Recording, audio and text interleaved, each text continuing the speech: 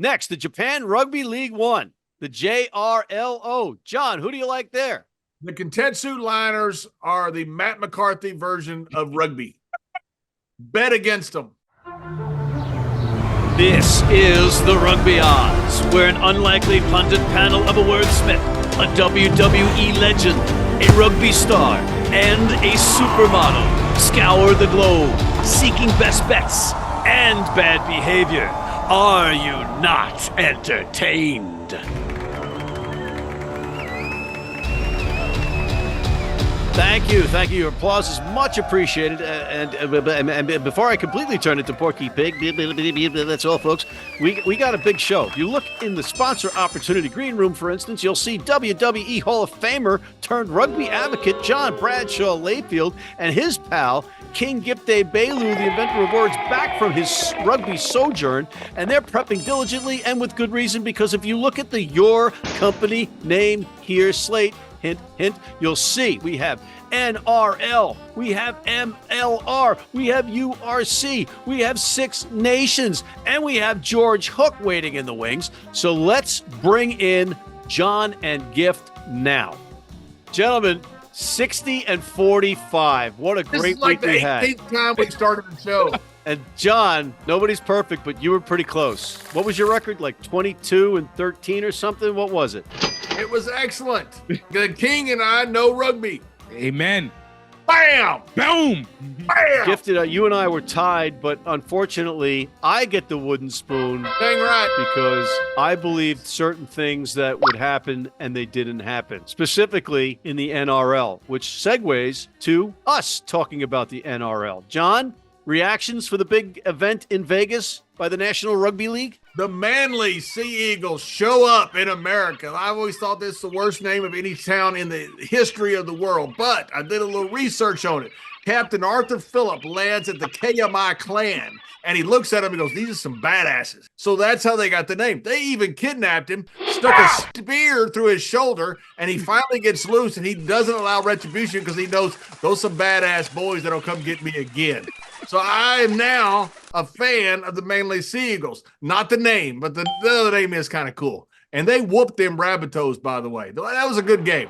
What a great debut of NRL. The stadium full of people, 40, 50,000 people in the stadium. Great TV.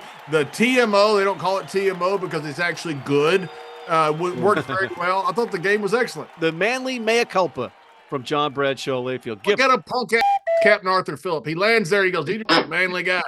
I mean, give me a freaking break. It's their land. Get off their land, you freaking colonizer. I got a spear through my shoulder covering a Kubota Spears match, but that for later. Gift, what did you take away? That's the dumbest segue I've ever heard. Such a terrible one. I'm embarrassed to have to continue on this one. But no, I love this. I loved it. Look, NRL, they did a great job with it. This was a great performance. Had multiple friends being able to take high stories on IG with it. It was a great atmosphere across board.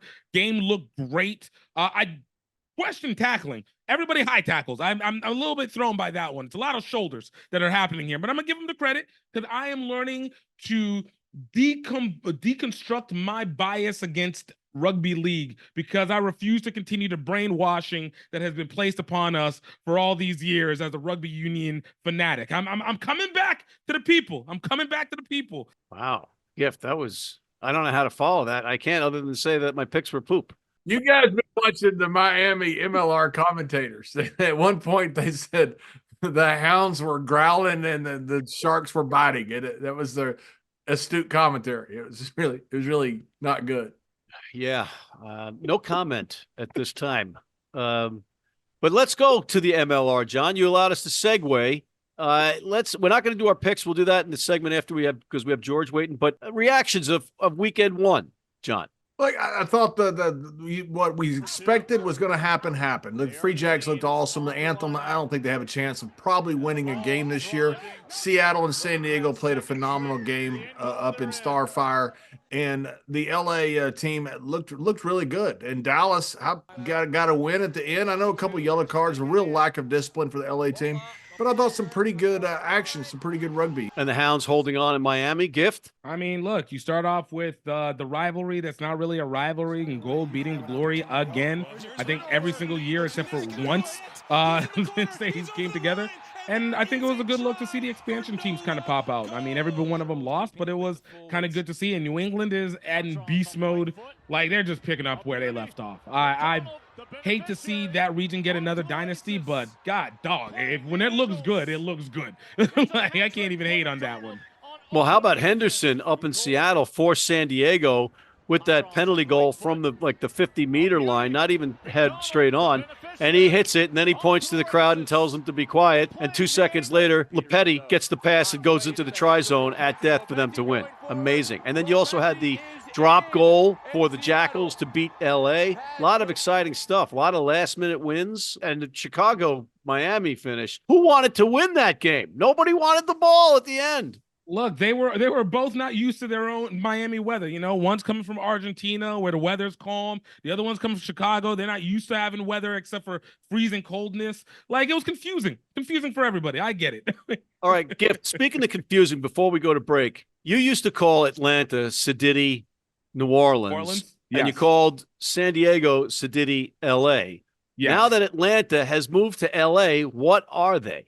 Atlanta was just LA in the Southeast. So they just went back home. And San Diego is just basically still doing what they do. So LA is still LA. They just put a different cover on top of them.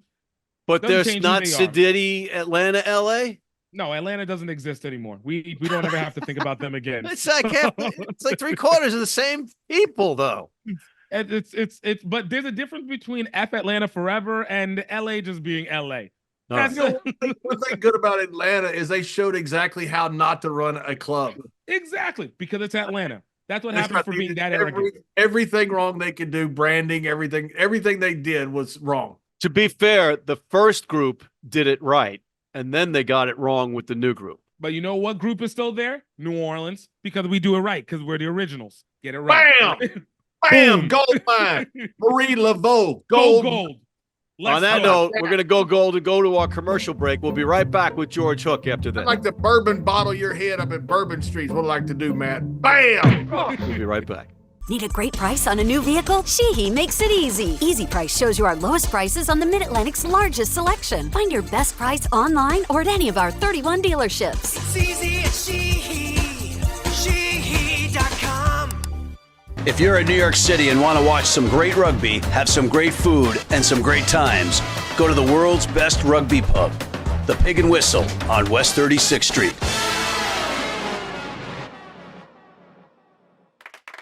And we have the pleasure of once again welcoming in Mr. George Hook, ladies and gentlemen. Let's go. Yes! George, Six Nations is upon us, and the people want to know who will win, why they will win, and who will cover. Let's go right to the first match, and we have Scotland going into Rome, and Scotland, the favorites, by 11.5 points. There is one important thing your audience must know, right? About 2,000 years ago, there was a guy called Nostradamus, and he foretold the entire future, including the end of the world is coming in about a fortnight in West Cork, right? Now, it depends how you read the stuff, whether he's right or whether he's wrong. I am not Nostradamus. I can give you an indication of what I think might happen. I cannot tell you what will happen, right? The Rome fixture is, in fact, probably more interesting than it's been for years. And here's the makeup.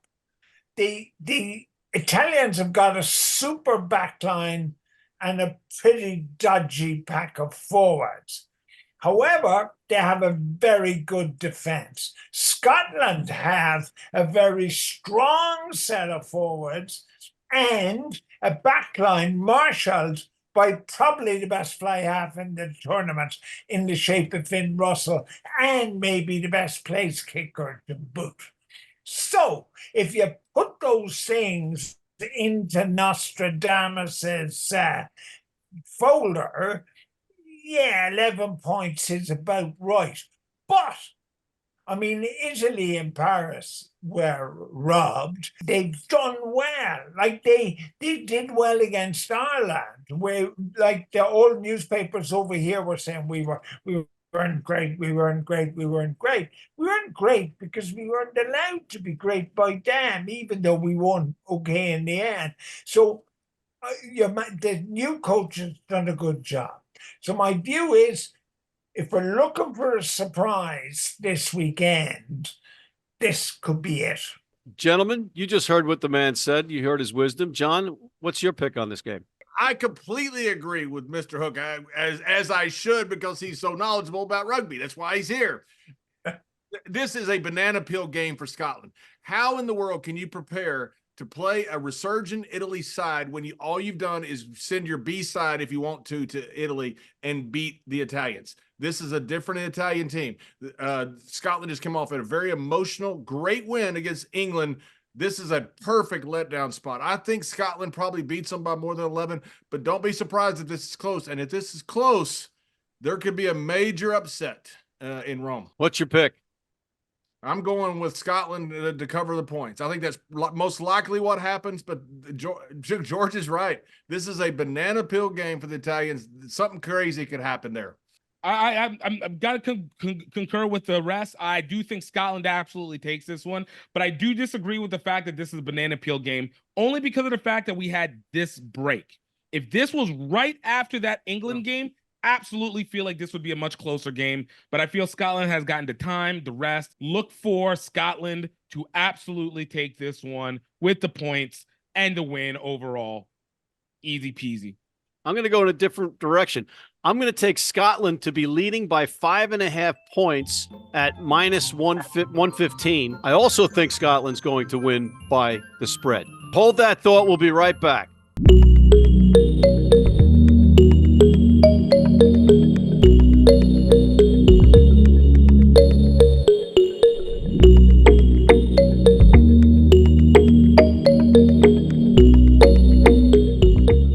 You need your cleats? You need them tomorrow? If you order today by 3 p.m. New York time or noon LA time, they can have them to you tomorrow. Young, old, male, female, if you're playing on turf, if you're playing on grass, if you're playing in the rain, you're playing in the heat, they've got you covered. RugbyNow.com. Go there now. And we are back. George, the Irish are invading England, only in rugby.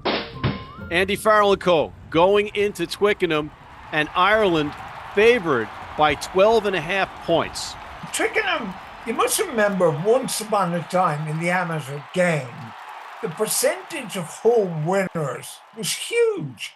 You know, I can remember a championship in which there wasn't one away victory in the entire championship. Every team won their 2 games at home and lost their 2 games away. So professionalism has, to a degree, changed that. Twickenham is still a difficult place to go to, but we're a very good side. And I might regret this, but they have no idea where they're going. They don't know who their out half is. They don't know who their full back is. They've got an old age pensioner at scrum half. Yes, they've got a good pack of forwards and certainly a good back row.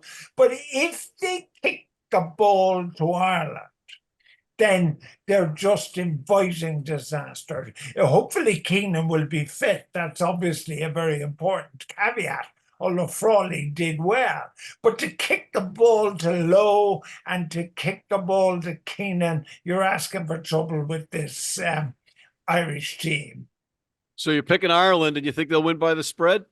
I do, yeah. Okay. Do. John. I'm 100% with George. I think there's 2 important things here. I think, number one, Owen Farrell. Owen Farrell standing back at that V against the Haka, against the All Blacks, smirking. You can't replace that. You can replace his talent, but you can't replace the leadership of a guy like Owen Farrell, because you know one thing for sure, that guy's going to fight with you. That is something that I think that England misses.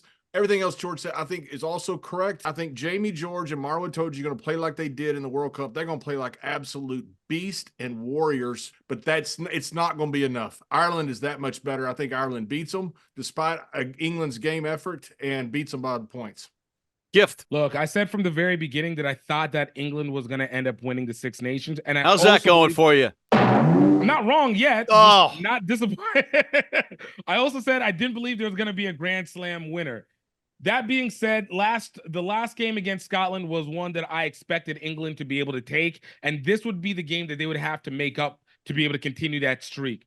I just don't feel like they have that fire. I'm not as much of a fan of George Ford as I was during the Rugby World Cup, and so with this one, I do believe that England probably will keep the score close. I do feel like they will keep it within the points, but I think that Ireland takes the win on this one. It's just this England team just doesn't seem to have that rotation to be able to get it over the top. Okay. I'm going with Ireland to cover the points, but I'm also adding Ireland to score last at -165 just to rub salt in the wounds of England at Twickenham. George, our final match of the weekend and has those foggy French Faffers going into Cardiff to face Warren's Welsh Wonderkins, and they are favored by just 7.5 points, George. Are we interested? Honestly,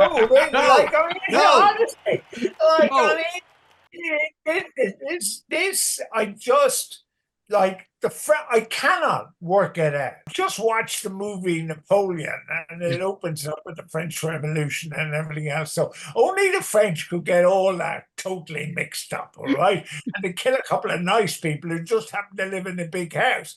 Now, the thing is that I don't understand what's going on. I honestly don't. I reckon under pressure, the coaching ticket has imploded between the Welshman and the Frenchman. They are only perhaps beginning to discover what the loss of the scrum half is. They won the sevens just this weekend and he had a blinder. So they're only, I think, beginning to discover that. And then, unlike the phlegmatic English, who kind of can treat triumph and disaster and treat them all the same, the French can't do this triumph and disaster thing. And they are now in the middle of a disaster, so they're crap. The interesting thing, there are rumors that the whole of Welsh coaching panel could be sacked this week. There are rumors. Because, of course, Gatland put his size 11s firmly in his mouth by saying, the Welsh rugby was no good and it was all a disaster and it was all everybody else's fault. Nevertheless, if you want a forecast, and you do, I think it's going to be Wales because they are less worse. That makes sense. Less worse. A new T-shirt in Wales coming to you soon. John? Ty Cobb had the highest lifetime batting average ever, 367 with the split grip on the baseball bat. They asked him when he was 70 years old, how do you think you'd do against today's pitchers? He said, I'd bat 200. They said, what? You batted 367? He goes, I'm 70 years old now. That's French rugby. French rugby was great a couple years ago. They're going, when are the French are going to revive? When are the French are going to do this? DuPont's gone. When are the French are going to show up? Maybe they're not. And I think that's what's important in the game this weekend. I agree with George. Wales is less worse. And Wales at least has got a bunch of young kids who are playing their heart out right now. Give me Wales and the points. Gift. Who would have thought one player makes all the difference in the world for an entire country to be able to actually represent well? They need to do more stardom and LeBron Jamesing for Antoine Dupont. Give him all the money.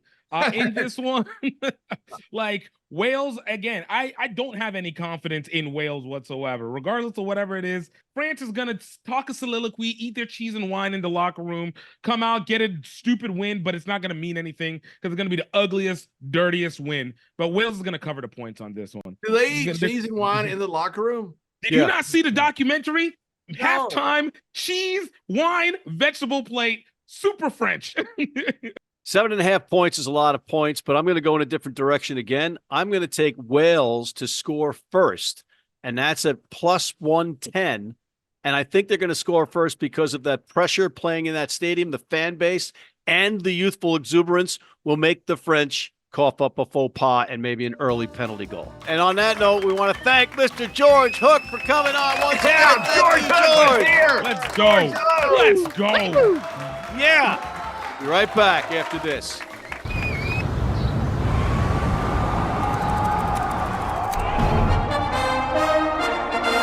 From New York City comes America's longest running and most popular rugby show.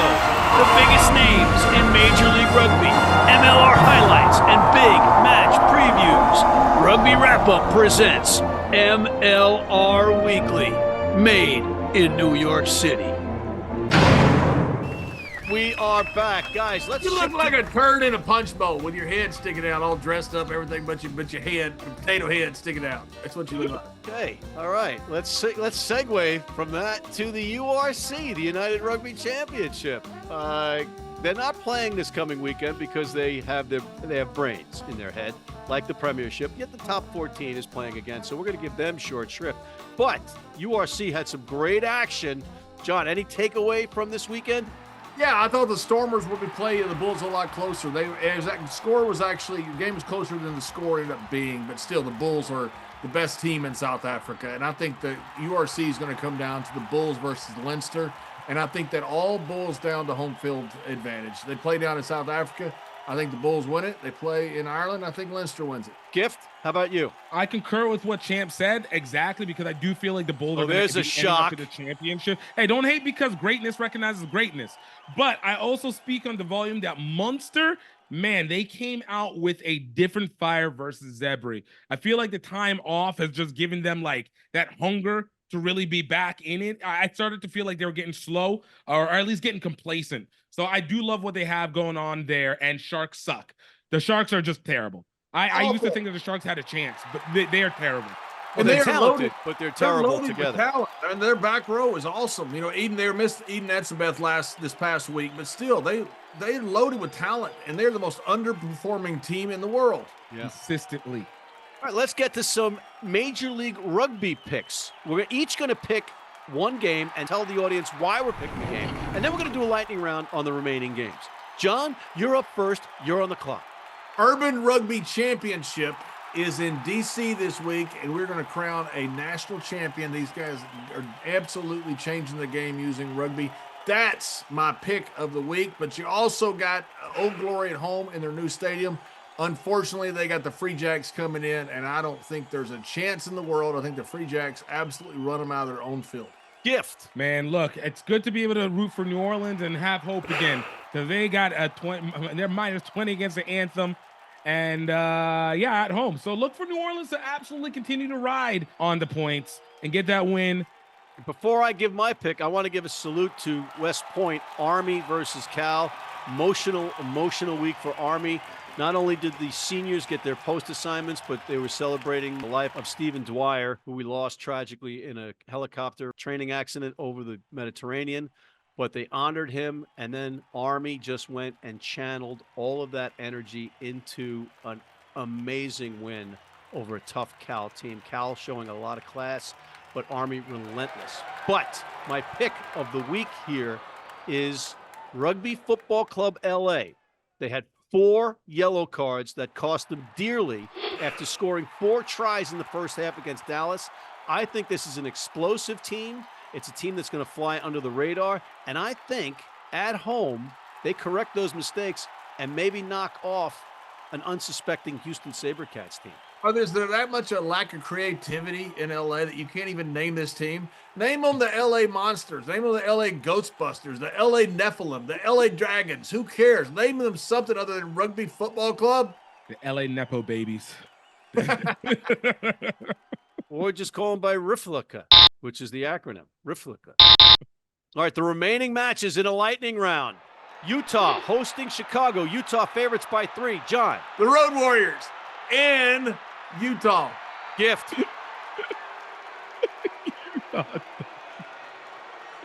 I'm going to take the Mountain People over Chicago. Chicago is got a question at fly half, and they're playing sloppy rugby right now. Up at Starfire Stadium in Seattle. Seattle -10 over Miami, who lost a heartbreaker. John.